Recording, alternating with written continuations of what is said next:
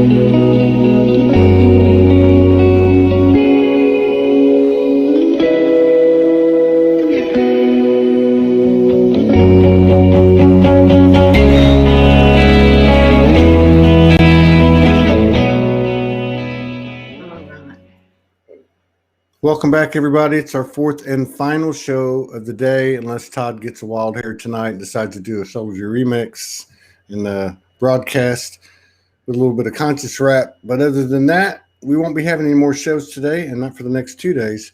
We've got the beautiful Cleo Moore and Melina Ferguson in the house.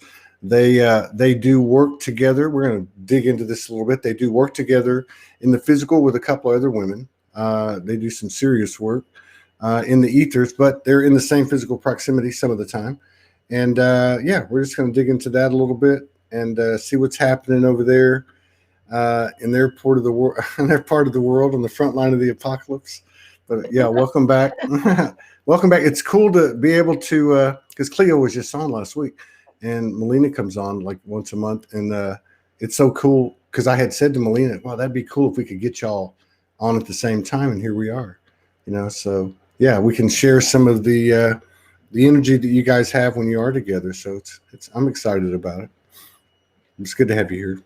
Thanks for having us. Thank you. Yeah. Nice to be in the same room as well. Yeah. Yeah, that's what I'm saying. Yeah. So I mean, how long like so many people I talk to around the world, I would say have to be like 95, 96%. All of their work, or their collaborations are done virtually, really they're done online. I mean, how did this come to pass? Have you guys known each other a while? Yeah, I don't even know how long it is. It might be like 7 years now. Okay. Yeah, we actually met at a meditation circle. Yeah. Did you guys at that point, did you guys realize the weirdness in each other? Because I know you guys aren't norm. None of us are. But I mean, did you go, oh, I'm a weirdo too, Well, I was led to Melina by another friend because she knew I was looking for more weirdos. See, I was right. Yeah. Yeah. So, yes. I've been, obviously Morgan and I have been physically together. We've been connected for over 5 years, but physically together, I don't know the amount of time, but I guess it's over 2 years.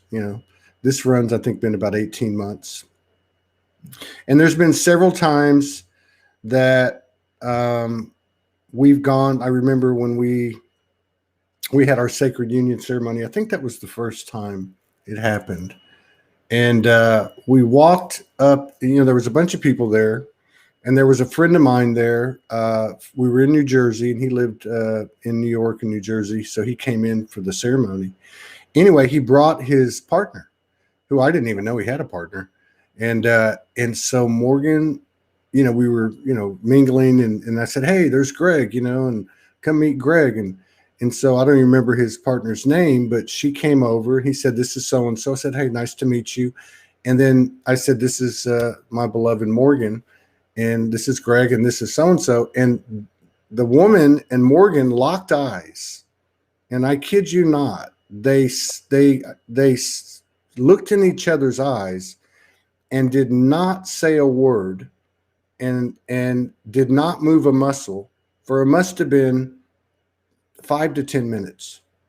It was like, and I've seen this happen with her several other times.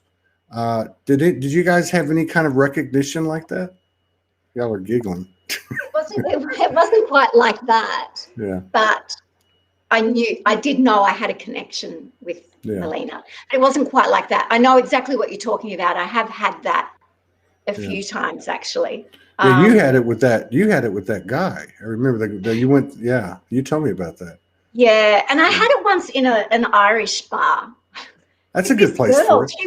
She was on the dance floor, and I'm looking at her and I just kept staring at her, and she kept staring back, and I thought she's staring at me, thinking, why is she staring at me? And I thought she was going to come and punch me.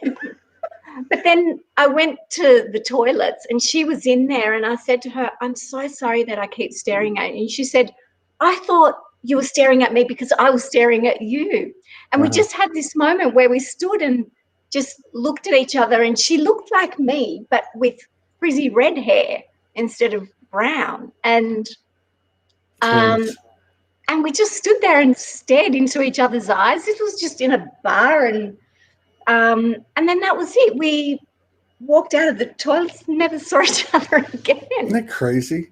And I know it happens because I remember when I came off the streets, it'd be now 7 years ago, and because I wasn't interacting with people the 2 years I was on the streets, because I just had a flip phone, so I would just do the poetry, right? And but then I got a laptop, and it didn't happen for me the way that I've seen it happen with Morgan, but it did happen to me.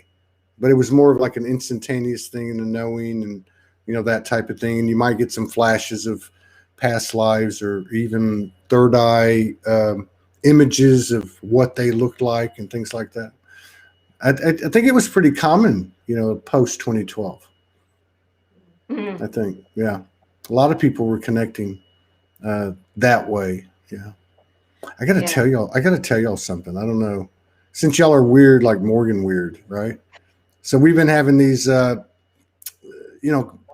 not like every night, but we have these periods of 3 or 4 or 5 nights where the sacred sexuality, and I'm not talking the traditional physical intimacy, this is different. So this very multidimensional.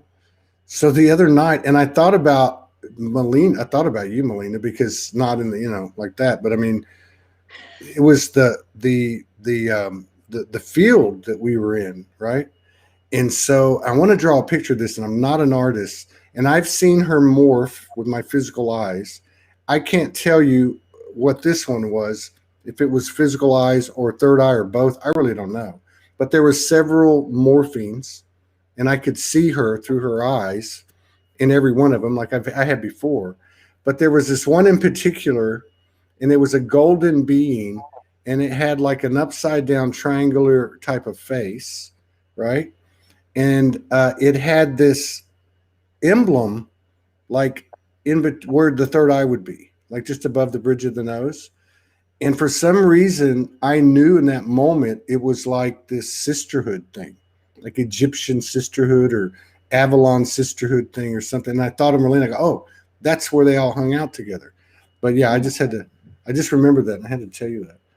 Do you guys ever have like because I know you get together and everything, do you ever have like experiences, like mutual hallucinogenic hallucinatory type of experiences or dimensional experiences?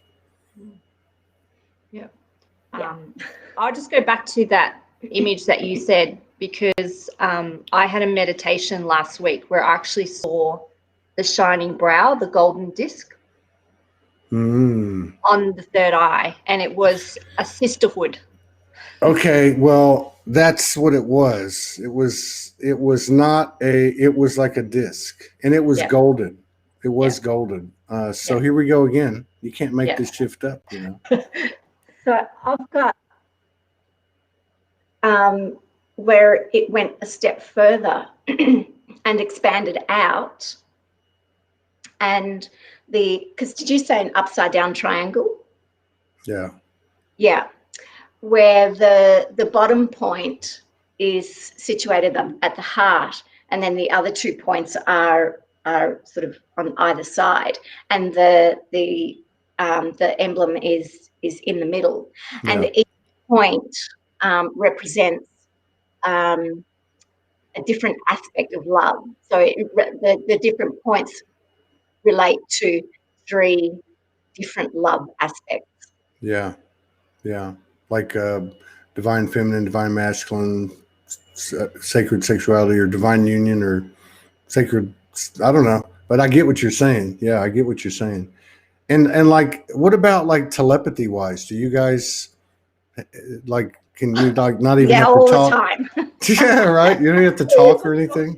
About the show last night, I had something come in for Cleo, and she had it. And we were just talking about this morning. I made a comment, and she's like, "What time was that?"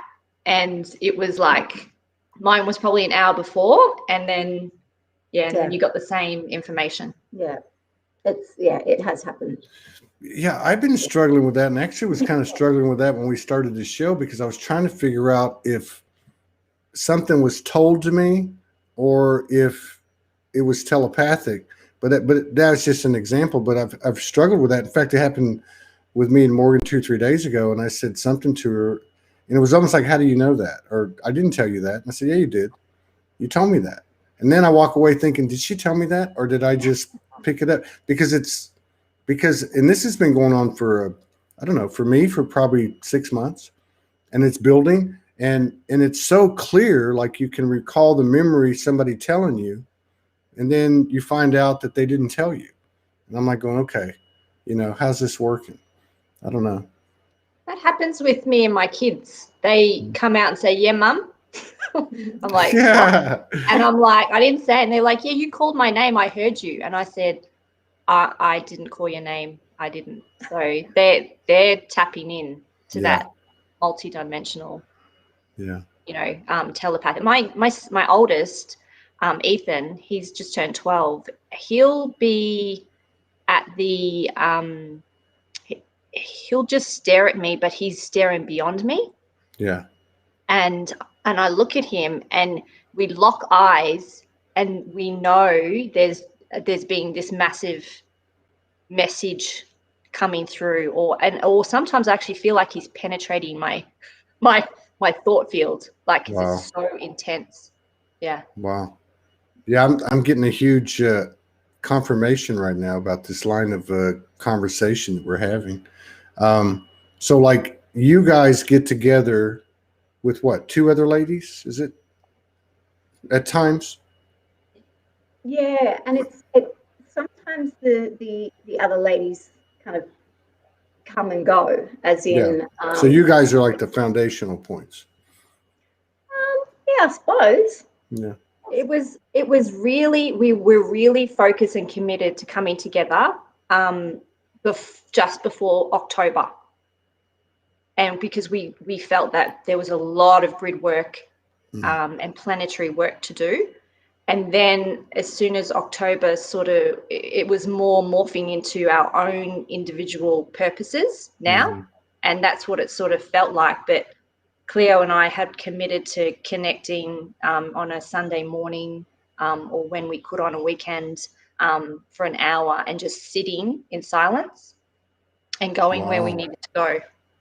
So you guys just sit down, and I think either one of you or both of you told me this, or this is the telepathy thing, but you don't say anything as if you're with yourself, and you just go where you're guided to.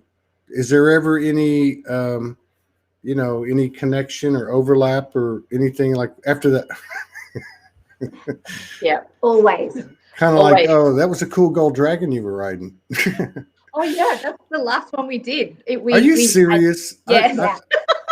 I'm going to have to go to the Irish bar after this one's over because this is getting weird. So, Yeah. did that Yeah. really happen? Really? Yeah, the dragons, absolutely. Yep. Yeah, it was. I suppose we saw them differently, but we both saw the same thing. Having said that, I once was teaching a friend of mine to meditate, and not that I was an expert, but I'd, been doing it for many years, and she wanted to learn how to do it. So we sat down, and I just instructed her to close her eyes and just focus on her breath. That was it. And I went into my meditation and saw what I saw.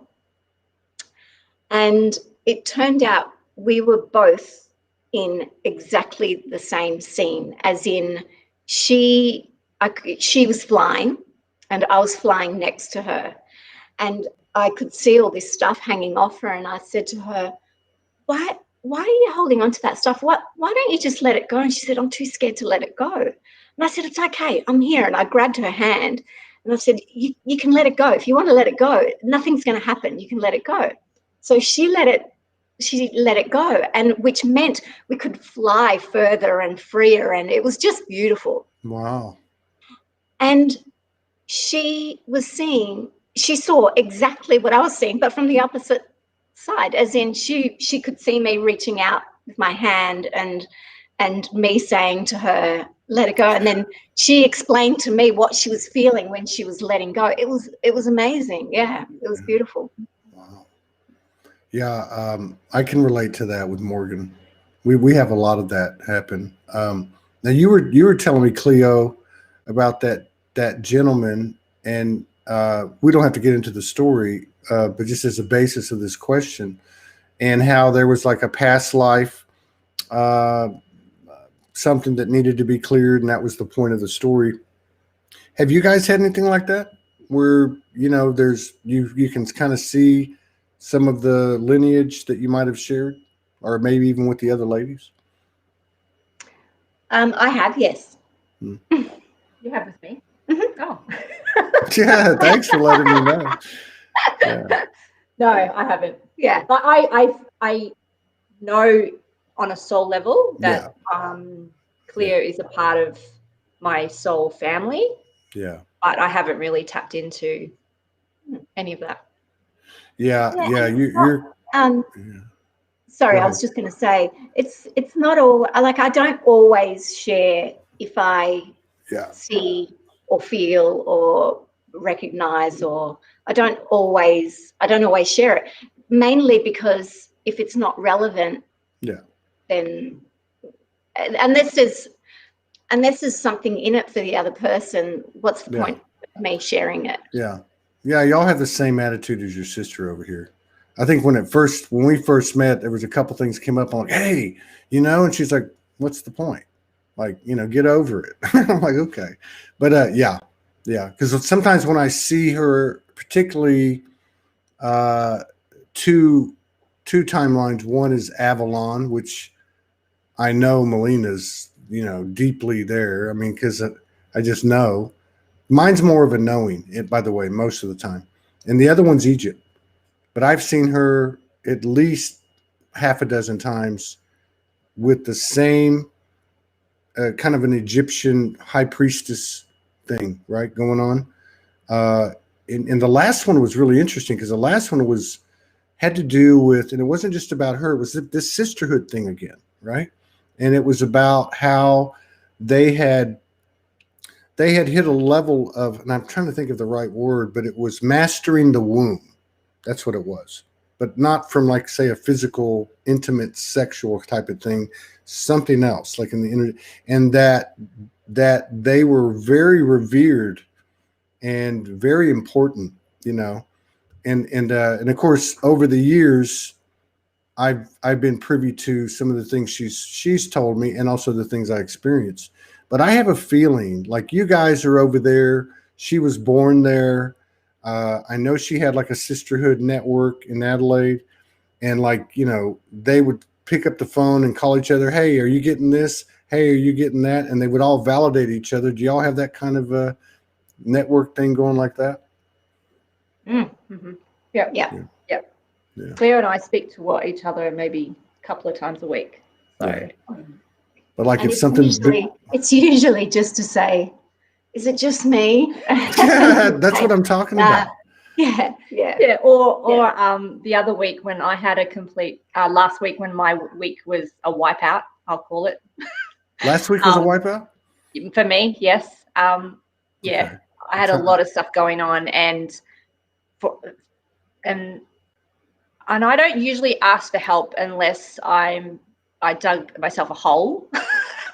And I sent Cleo a text and she said, can you just check something for me? And she goes, what am I checking? Like, because as far as I can see, you look fine. So do the work. Do the work. You know, Shift, it's like shift or get off the pot. Yeah. No, but and that's what I love about Cleo so much, is that everything that comes out of her mouth is just authentic truth. Yeah. You know, it's like there's no mucking around, just sometimes not well received. Well, that's kind of like you, Melina, and Morgan too, you know. Yeah. And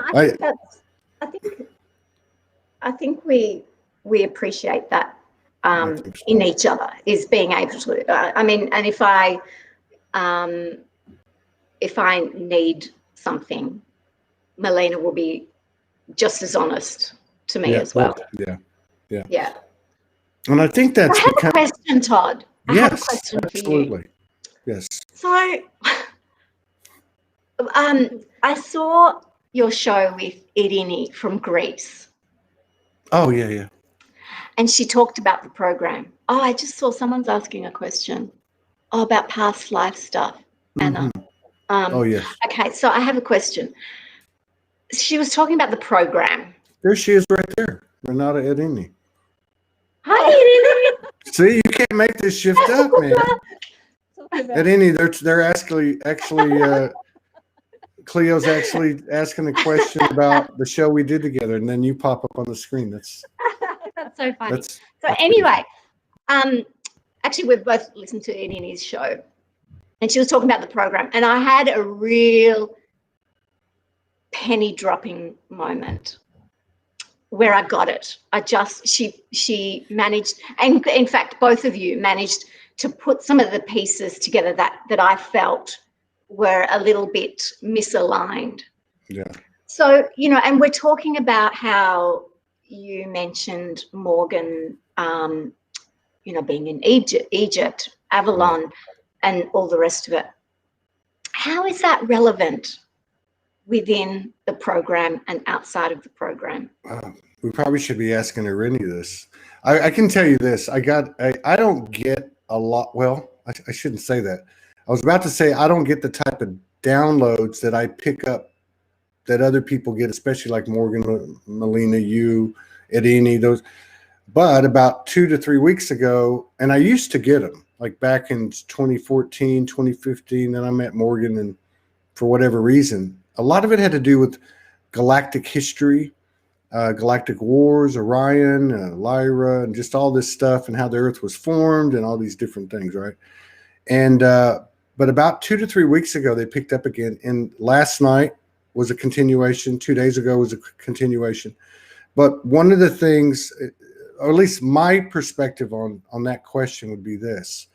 I was told in no uncertain terms about 2 weeks ago, I was told all of you guys are going to start to remember. It's not about go tell people. You don't even have to tell them. But these way showers, these people that are fulfilling this role as a team, are going to start to remember in mass, you know, the fact that all of these pieces, or all these generations and stops along the way in our lineage are all going to come back to us. And the moral to the point of the transmission that they were really trying to emphasize was that by virtue of that information, that we were going to become very fortified and resolute and confident in our resolve in terms of what we're here to do. So to me, that's what the relevance would be. These memories are just, to me, they're like no different than like the question Anna just asked. You know, if I asked Morgan that, how do I tap into my past life? She'd say, what for? You know, she'd say, if it comes in, then receive it, and then you move on, not to get caught up in the story, so to speak. But to me, that's what, you know, the relevance would be, you know, just the fact that, hey, that's not just your imagination. It's not an imagination that every time I think of Merlin or he pops in now, Melina and Morgan are like right there next to him, you know, with a bunch of other women, and they're all coming into, and you're probably one of them. And, you know, I mean, it's just a connectivity, I think, you know, and a validation and some type of non-linear synchronicity. Because the other thing I've noticed, and I just told Morgan this today, because we've had this whole thing kind of really speed up and ramp up in the last 10 days in our experience, both individually and together. And I said, it's crazy because I can literally go from this meeting here, you know, and I probably should start, like, say, with this morning, or even with the lucid, with the downloads last night, the lucid dreaming when I took a nap, then I do a show, then I do a show, then I do a show, then I do a show, and maybe some messages in between. And it's like turning the pages in a book. Like the seamlessness and the cohesiveness of the way things are sequentially occurring are just mind-blowing. You know, that to me is really accelerated. I don't know if that makes sense to you, but have you experienced anything like that? Yeah, definitely. Yeah. Yep, absolutely. Yeah. And I liked your explanation, but it just feels like this year it's shifted again, as in the relevance of the let's call it the past has shifted again. And because the relevance for me, the relevance it had for me previously, it's not the same now. It doesn't feel the same because everything has shifted, and therefore the meaning is no longer the same, because I'm seeing it through with a different perspective and with different eyes, really. Yeah. Yeah, that's true. And I suppose going back to Anna's question, you're right. What is the purpose? So the question is, why do you want to go there? Yeah. What's the reason for going there? What's that old saying? The answer is in the question. Like what's behind it? And you know, you made a really good point. We have a friend that, like y'all, like, you know, I mean, I can speak more about the connection with Melina, because this thing about whatever that synchronicity was a minute ago has happened to us several times. I know that because either Morgan will, something will happen and she'll go, oh my God, Melina just sent me a note, and it's the same thing. Like, you can see it. But anyway, we have a friend like that who we met in Shasta, and then she met us again in Sedona, and then she ends up moving, and we weren't even living here, and we ended up living a half a mile apart from each other in Arkansas, you know, which is like, in a town of 20,000 people. Like, how does that happen? But so we were visiting with her the other night, and the girls were talking, and, you know, the normal stuff, and talking about what's happening. And Morgan said to her, what is, and it was in the context of the conversation, what is the most traumatic thing that ever happened to you, the hardest thing you ever had to go through? And I really wasn't in on the conversation, but when I heard the question, I thought, oh, I'm going to listen to this, see what the answer is. And so our friend, she said, she sat there and pondered it for a few minutes, and then she said, you know, I can't think of anything. Well, my point is what you just said. Like, I know her, I know some of her history, just like I know my own history. And I started to think about all the bad things that happened to me, and all the things I the situations I got myself into should probably be the better way to put it. And I thought, wow, there's no charge anymore. So I think that's kind of indicative of what you're talking about, really. Yeah, absolutely. Perfect example. And I think for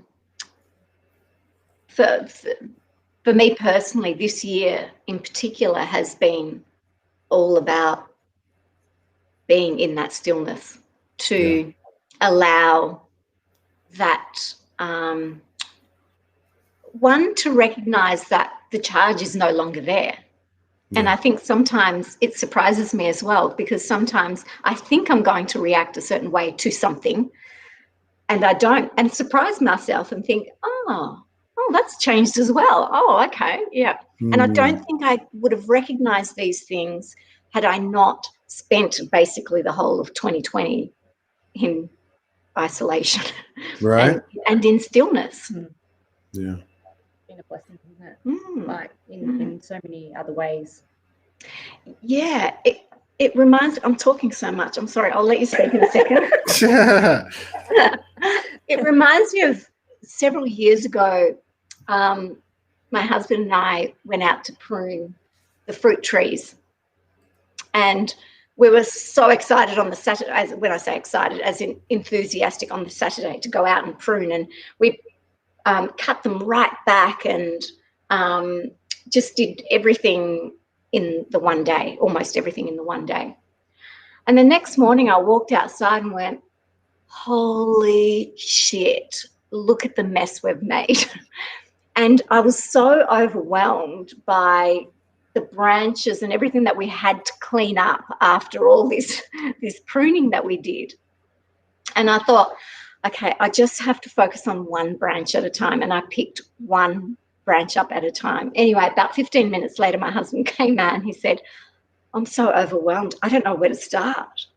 And I said, okay, I felt the same. And I've just started with one branch at a time. That's it.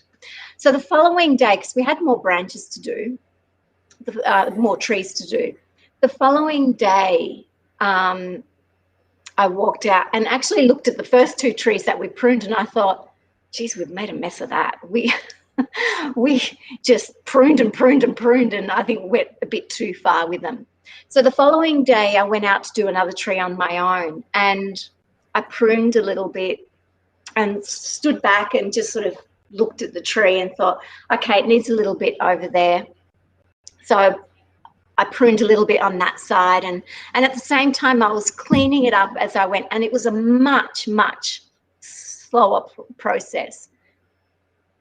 But it looked so much nicer when I finished, because I took the time to stop and actually see where the pruning needed to happen. Yeah. And I feel like this year was that for me, as in it gave me the time to stop and actually see where I had been pruning and why I've been pruning, and what else needed a little bit more pruning, or what needed a bit more fertilizing, or do you know what I mean? That's what this year has. And so here we go again with the pages turning in the book, because that's exactly, I told Morgan last night, I have to interrupt this broadcast. I'm going to get back to that, because this is just getting weird. But so first we had Adini, and now Janie Hodges, our beloved sister, who shows up a lot. Somehow I'm receiving a clearing. So grateful. Thank you. I'm sitting here listening to you, and I am listening to you because this happens to me all the time. I'm communicating up here, and I'm having this conversation. Now there's two of you, which makes it a little bit different. And I'm looking at Melina, and this tone goes off in my ear, and I feel like I'm about to start crying. And I'm going back to what we talked about earlier, where you have those moments of soul recognition. I'm thinking, wait, I almost wanted to stop you and go, Melina, are you trying to tell me something? And then Janie writes that. So it's all like, it's the turning the pages. I know. That's what I'm getting. Like, it's like Cleo's got her message, but I've needed to sit here and listen, but I don't know what's happening. Something. I know, that's what I'm saying. And then you just asked me this question, do I understand? So yesterday I told Morgan, I said, Look, Janie's crying. And see, I'm about to start crying. What the hell's going on here? This is what happens when you hang out with Aussies. But so, oh my God. So I told her, I said, you know, I've got about 6 things that I need to, 6 connections I need to make. You know, we've got the website now, and there's some tech stuff that and so there's certain people, right? And I'm trying to, you know, Melina and I have talked about this, or let it happen organically, right? And so anyway, that was kind of my frame of mind. Oh, here we go again. And so I told her, I said, you know what? I'm not working this weekend. I feel like I need to go and align everything and clean everything and organize and prune, basically prune the trees, right? Like I want to, you know what I mean? So I do get it. And the fact that it's a non-linear experience that we're having now, this is all just really freaking me out. And then here comes Irini. She says, me too. I feel I know both of them. This is so moving. I love you. God, so much is in the and I believe the voice is so important in this particular incarnation. That's just my innate feeling, because it does marry the physical and the non-physical. But there's so much in that field of non-verbalization, right? Like what you were talking about, Melina. Like this is all happening. Well, I don't even know that we need to know what it is, right? Yep. Mm. So, I want to share too that when Vanya was on the other day, and I was driving and I was listening to you guys just talking. So obviously I couldn't see the video, but I was just listening. Yeah. And the way Vanya talks is the depth of her heart speak, and the way that she pauses when she speaks. I was actually hearing the coded messages in the actual in-between for the first time ever. Yeah. And I didn't know what it was, but I knew it was powerful. And I'm like, this is it. This is where we're heading. This is where we're going. And it was so beautiful. And I think she is definitely in the same sisterhood that the two of you and Morgan and a few, particularly some of these other Australians that I've talked to, that were friends of hers or were not. In fact, I remember I didn't know Yvonnya, and we had a divine union ceremony. Would have been June of 2018, and then Morgan had to go back, and then I applied for my passport, and my plan was to go to Australia, and I got turned down because of some legal issues, and I just went into a deep momentary abyss, and I made this video where I was bawling with snot coming out of my nose, and 20,000 people came on the live. I mean, it was just this major period, and Morgan was obviously we were a little bit out of alignment, and I was still pretty shadowed, so I was like, you know, oh my God, we're never going to be together, and she hates me. I was in a really messed up frame of mind, and all of a sudden, out of nowhere, I get this message from Yvonnya. And she said, I needed to reach out to you. And I don't even know what she said to me, but the moment she said something to me was the same type of resonance with y'all. Like I just knew, like everything was going to be okay. Like, thank you, sister, for helping me out here. And to this day, I couldn't even tell you what was said. It was probably like, hi, Todd, how are you? And I said, I want to introduce myself to you or something like that. I don't even know. But yeah, it is all coming together. It really is.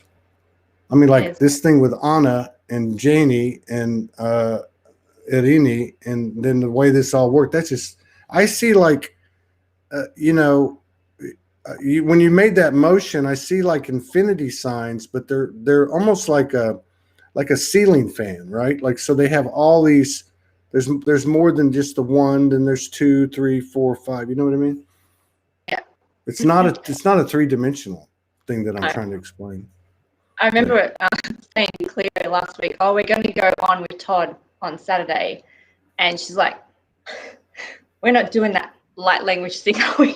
Yeah, who's that? Who said that? Cleo? Yeah. I'm not doing that. Well, we don't need to anymore. No. No. That would be the deal breaker for me. Yeah, that's an interesting thing too. I don't want to get off on that subject, but I get called to do it, and I have done it 3 or 4 times. I wouldn't call mine light language, just more. I think it's more like a sacred song for me, but it's very organic from the earth. But I wonder if because I've listened to a lot of people do light language and different expressions along those lines, and I do recognize certain dialects, but there's something about the force of like they're letting go, right? There's something about the surrender or the just not being self-conscious or just, and it's like it blows my mind. It just blows my mind, and I wonder if we're going to see more of that kind of stuff. I believe we will. Yeah, definitely. Yeah, I think so. Along with the telepathy and the stillness. Yeah, definitely. Yeah. I mean, you'd never hear Morgan do light language online, but the first time I heard her do it, I thought I was going to die. And the reason I thought I was going to die is because I understood everything she said. It was like a ritual. They were always like rituals. She'd start talking that light language, and it wasn't just one dialect. It'd be like 8 different ones. And she'd be like, "Okay, go outside, take your clothes off under the moon, and stand there and turn around 3 times." And I'm like, what? If it hadn't been her, if it had been anyone else, I wouldn't have done it. But I followed the directions. I'm not stupid. God is a woman, for Christ's sake, no doubt. No doubt. Yeah. I had an interesting show today with a lady who, by her words, had woke up in 2017, was never spiritual. She was in a Western fundamental religion. And anyway, long story short, she has an awakening experience. She's moved to go to a psychic because her life's falling apart. Sound familiar? And so she goes to the psychic. She goes, "I don't even know what happened. But when I left, I was in this surreal, like the world changed." And her husband immediately goes into a purging thing. And for 3 years, he's basically has to stay at home. And they have 2 kids. They're now 5 and 8. But anyway, she described this lifestyle. Now they're nomadic. They're going up and down the West Coast, all this in 2020. The girl is 8 years old. The boy's 5 years old. The girl's like a Kali energy, and the boy's like all heart, like the new masculine and the new feminine, right? And she's telling me this. I'm thinking, oh my God, this stuff is really, really taking root. I know you experienced some of that, Melina, and but yeah, I was just like mind blown. Like this. How much longer will this type of frequency? You won't be able to keep it out of people's awareness. There's just no way. Yep. Even if you live in a little paradise over there, secluded from the world. Yeah, I was talking to Serafina. Said this is my youngest. She's turned 9, and it's like something switched on in her. And she has, as soon on her 9th birthday, she's almost embraced this Kali energy. And she said to me, "I wish I was." She said to me yesterday, "I wish I was still little." And I said, "Why do you wish you still? Don't you enjoy being 9?" She goes, "I am, but I'm just finding that time is just going so fast." And I'm like, wow, like, because as a child, I don't know about you, but I didn't even have a concept of time. I mean, when we had school holidays, everything felt like it was for months and months. And yet here's a 9-year-old telling me that she wants to remain little because she's feeling like this is not going to last long and she's going to be thrusted into adulthood. And and it blew my mind, Wow. So I found that fascinating. Yeah. That were an omen for you. If I think about my I had 6, and the 2 youngest are girls. And I woke up. I went on the streets for 2 years. I came off, and I got them back. And so they were 11 and 12. And I went through the next 3 years of the ascension. I started actively, doing the videos and doing Soulology every day. And they were running in and out of the house, 11, 12, and then 12, 13, 13, 14. Boys are coming in, puberty's coming in, the woman's coming out. And man, they taught me a lot. They absolutely, I learned, and I remember having a conversation with them, and it would have been Christmas. And, it's a typical back and forth. I'm a single dad, and, can you get your panties off the floor, and can you clean up a little bit, and can you wash a dish, and all that stuff was going on. And I kept getting this resistance. And I had Morgan, I was just met Morgan. So I was like, ask her advice, and what can I do? I had her talk to him on the phone and do a session with him. But I finally realized that, so they would have been 13 and 14. And I just sat down with them. I said, I don't know what else to do here, but you guys are women now. Like, do whatever, think about what you're doing. Ask me for advice, but I know you're going to do what you want to do, and you're an adult. So don't, that's how I got through that. That's how I'm the one that shifted, basically, because of them. But yeah, so I'm making a joke, but man, they grow up early. There's no doubt, especially now. Right. Yeah. But when kids talk about time going so fast, you're like, well, yeah, it for them to actually experience it and verbally tell you that, it's everything's just going so fast. It's it's not, we can just see where we're at right now. It's quite amazing. Do you guys see? I know we both talked about it on each of the shows that I did with you, but. And she's right. Your daughter's right. There is an element that is moving very fast, right? So a lot can change in a short period of time, from a linear perspective. Are you guys seeing any change, any evolvement, or any transformation occurring over there? Because you're kind of a hot spot over there. Mm-hmm. Yep. In what sense? Just given the matrix conditions and restrictions that are being, and I'm speaking more from an energetic standpoint, are you seeing any effects on people, like in terms of like, what, I've had enough of this? Definitely. Yeah. And yes, and it's really showing, and I think you have spoken about this before, about people, even people in the spiritual community really struggling with what's going on. And I suppose we've had,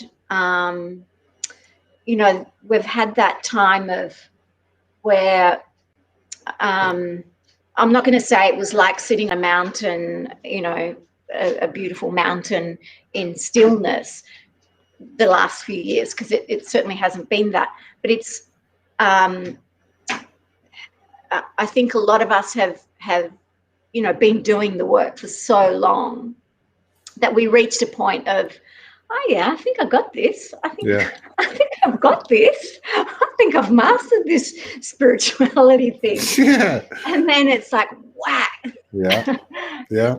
And so to me, it almost feels like, the tornado in my dream. It's like a tornado, and all the shit is just flying off us now. Yeah. And it's about finding that stillness within the chaos. And I think that's what I'm seeing the most struggles with, is people finding that stillness within the chaos. Not because a lot of people are trying to jump out of it. A lot of people are are getting caught up in it. But it's the eye of the is it a tornado? Is that what it is? Eye of the hurricane. Yeah. Eye of the storm. Yeah, and it's finding that point that's right in the middle. Actually, I was telling Melina the other day, we had done this workshop many years ago, and in the morning, 3 of us went for a walk into the forest, and that morning I kept hearing, find stillness in the chaos, find stillness in the chaos. Anyway, we get to the workshop that morning, and one of the exercises we did was there were these huge speakers set up, and she played this music, and it was like music from all over the world. There was, you know, shamanic drumming and just all sorts of music, but it was really, really loud. We were all blindfolded, and people were, I'm talking blood-curdling screams. Wow. And all I kept hearing was find stillness in the chaos. And I thought, are you kidding me? Can you hear what's going on? I can't find stillness in here. It's so loud. Yeah. And so I really resisted it for quite some time, because I can't even remember how long we were doing this process for. And then suddenly I got a glimpse of that stillness and followed it deeper and deeper and deeper, and found the stillness within the chaos. And I couldn't get enough of their screams and their howls and the trauma that was coming off them. Because the more they let go, the deeper I went into this stillness. It was, yeah. Yeah. Yeah. And I feel like this year is finding that stillness within the chaos. I think, you know, I always try to, I don't want to say humanize, but how does that look, feel? How does that look and feel, you know, from my human aspect? And here we go again with the synchronicities. So I think this is along the same lines, or maybe one of the symptomatic of what you're talking about. See if you guys can relate to this, right? So years ago, when I met Morgan, she was going to a school, transpersonal counseling school. And she took, I think, a couple of semesters or whatever you call them, courses with a group of people. And they had a pretty good synergy. Some of those people I know now, and they've remained friends, and they've got a little sisterhood kind of thing going. Well, one of the things that happened there, Morgan had already been doing this stuff for like 15 or 20 years. So they're talking to her about how you want to contact your higher self, or you want to do this. And she's like, you know, okay. But so there was a lot of stuff coming up, right? Like you said about the tornado, a lot of stuff was flying off because they were doing some digging. And she said that people in the class, some of them didn't like her because she never got emotional. You know, people were like telling these traumatic things that happened, and she would be sitting there, and, you know, they even asked her, like, well, why don't you ever, like, you know, why don't you, you know, do you not have any compassion? She's like, no. I mean, like, what? You want to talk about the story, or you want to fix it, kind of thing? Well, anyway, last night or the night before, one of her friends from that class reached out to her. And this was a friend who didn't really care for her like the first year. She thought she was just a bitch. And so she's a really cool lady. I've met her a couple of times on camera. And so she wrote Morgan and said, I don't know what's going on. I'm at work. She works in the medical field. She goes, I don't know what's going on, but one of the people that works here has got something really bad going on. And, you know, I guess it's somebody's real sick, or somebody's passing or something. And she said, everybody's consoling this person and crying. And I'm just like looking at everybody, and I don't feel a thing. And she goes, is this the way that, you know, is this what was going on when I knew you in school? And she's like, yeah. And they just had a big laugh. But I can relate to this. And I don't know, have y'all experienced anything like that, where you're not charged and you're not human and you're not emotional and sad? And, you know, does that happen to y'all? Yeah. Especially when I have clients come in for sessions, and you're like, so what's going on? And then they're like, they will tell you the story, and it can be, you know, something this big or it can be massive, and you could sit there and you can go into the story with them and attach yourself to all the emotions of it. Or what I tend to do is detach and just see where all the threads are and the codes that are coming down into the program. That's how I see things. And I don't attach myself to the actual emotional state of trying to, because, you know, that would be, as a facilitator, you just wouldn't be able to operate. So I've learned that for a long time. It's like a cosmic clinical thing, right? I mean, like when I met Morgan, I noticed that, because like when I met her, I was moved to tell her everything, which for most people, that's probably not a big deal. But, you know, you meet somebody that you absolutely know something's going on. And I had some, well, from that perspective, I had some stuff that was pretty gnarly, you know, like, especially for someone like her who wasn't walking in the worlds I was walking in, you know, the hellraisers that ran out on the streets all night, you know. And I remember telling her as much as I could get out, the worst of the worst, right? And I'll never forget, you know, because this was bad. This was pretty rough stuff. Like, it was pretty bad. I mean, it wasn't about hurting people. It was really about, you know, punishing myself, hurting myself, putting myself in some pretty bad situations and doing some pretty bad things to myself. And so I remember telling her, and I mean, I'm shaking, like my whole body is shaking. My breathing is, you know, I'm like hyperventilating, and I'm crying, and I'm trying not to let her know I'm crying. and I said, well, you know, I told her maybe say 80%. And I said, well, I did this, and this. And I'll never forget. She just goes, is that it? Is there anything else? And I was just like, excuse me? Like, what? But you're talking about code. I picked up on the code, and I realized why it was happening and why she had the position she had. But yeah.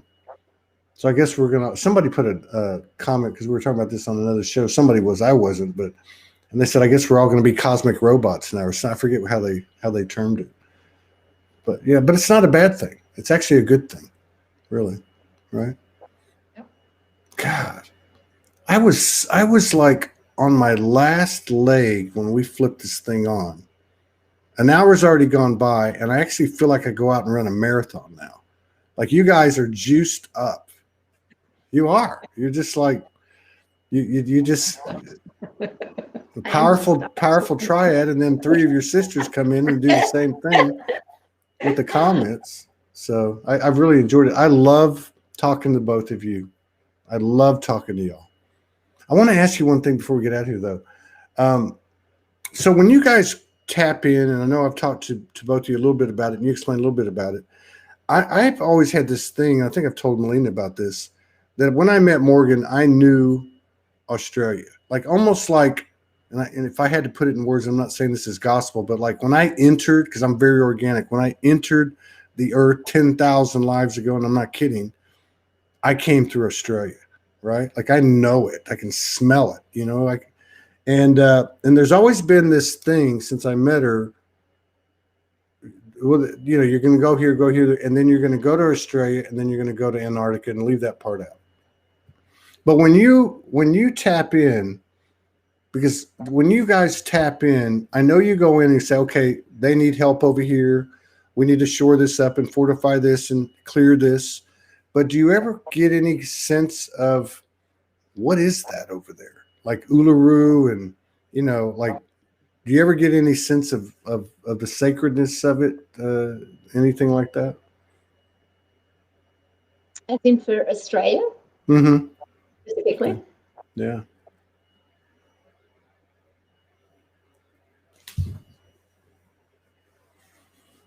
I've always had a deep connection with Europe, and I always ask myself, why here? Why did I incarnate here? So that's been a really big question this year. Yeah. Cleo is Greek, so she's got a big connection to Europe as well. To where? Greek. Greek. Cleo's Greek.